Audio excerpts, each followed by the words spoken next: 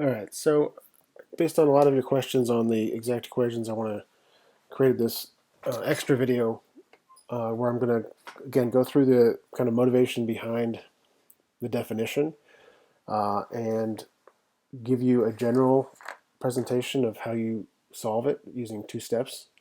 And then I'll take you through an example. So again, we're going to think of equations in this case, x and t are our variables. So there's some differential equation, and that differential equation has some solution, and that general solution is given by some equation g of xt equals c. All right, so we're going to start kind of work backwards to motivate why even consider exact equations in the first place. So every equation has some solution curve like this, but only in exact equations do we have a certain method of determining it.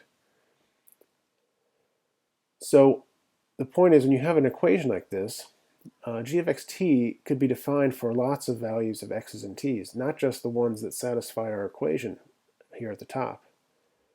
So if we differentiate g with respect to t, and we differentiate g with respect to x, and those functions we then plug in x's and t's, which satisfy this general solution, then we'll always get 0. That's what it means to satisfy this solution, because when we differentiate the constant c, we get 0. So the idea is these functions, which are the derivative of g with respect to t and the derivative of g with respect to x, can appear in a differential form like this. All right, so again, we're only considering points on the curve that are on the solution curve, making this 0. So these are just two functions. So we've just labeled them m and n in this case. So we're kind of working backwards, so just think about this. If I've let m be defined to be the derivative of g with respect to x, and I let n be defined to be the derivative of g with respect to t, then this differential equation has a solution curve. In other words, because I've chosen m and n to be these derivatives of g, this differential equation has this equation as its general solution. All right? So the idea being is, how do we know when an equation has this kind of form? Well, because these m and n are being viewed as these derivatives of g, if we take the second derivative of g, where we take one derivative in x and one in t, and we look at both orders, derivative in x and then in t, or the derivative of t and then in x, and we look at those two things, they're going to be equal. So translating that into our functions m and n, that condition that defines what we're going to call exact is the expression on the dx term. If we take the t derivative of that, and then we take the x derivative of the other part, the n, if those are equal, then we know that our equation is in a nice algebraic form to basically know that its solution curve is connected to these functions m and n by g. So this motivates the definition.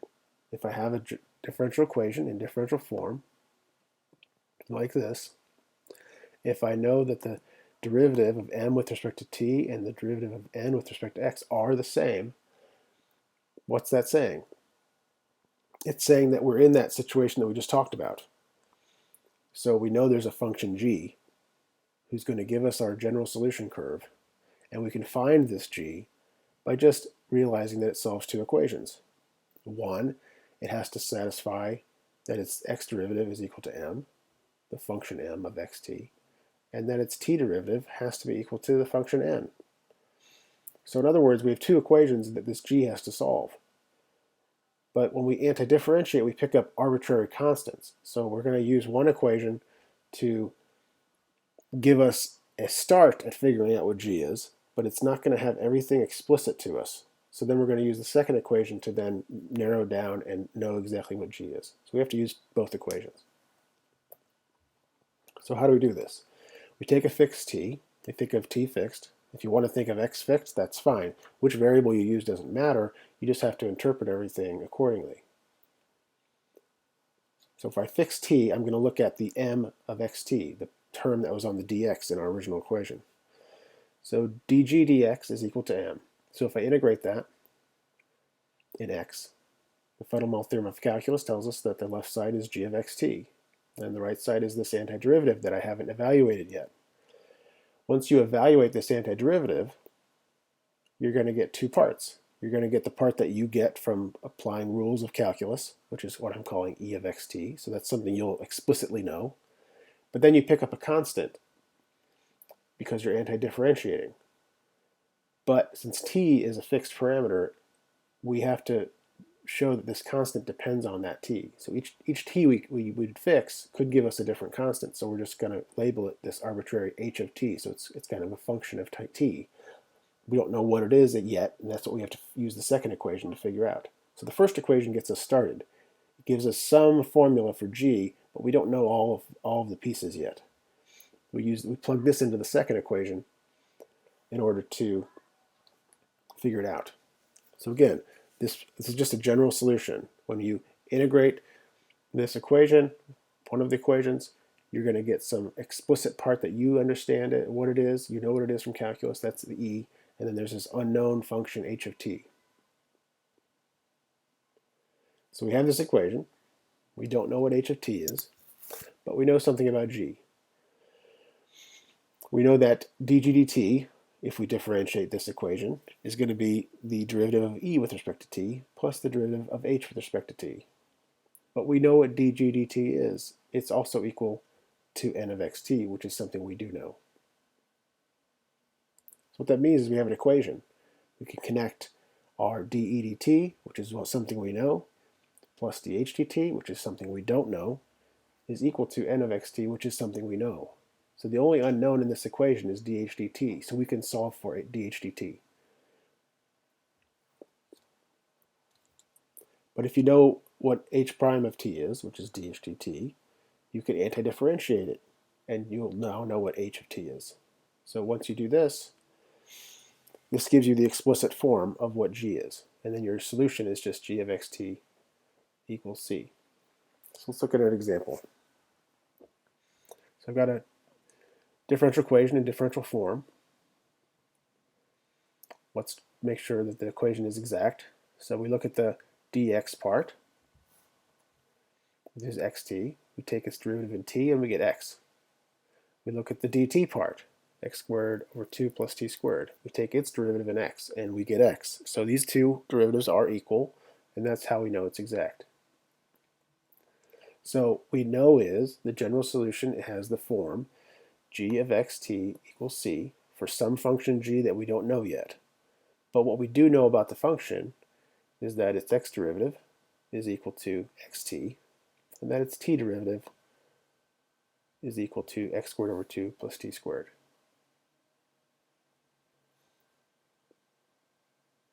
So we have to find g by solving these two equations.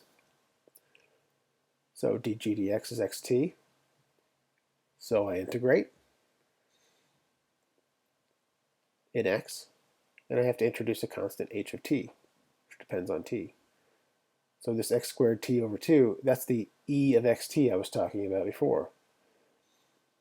So we have part of g, and the other part we don't know what it is yet. So we have to take this and plug it into our second equation, which is the second equation up here at the top.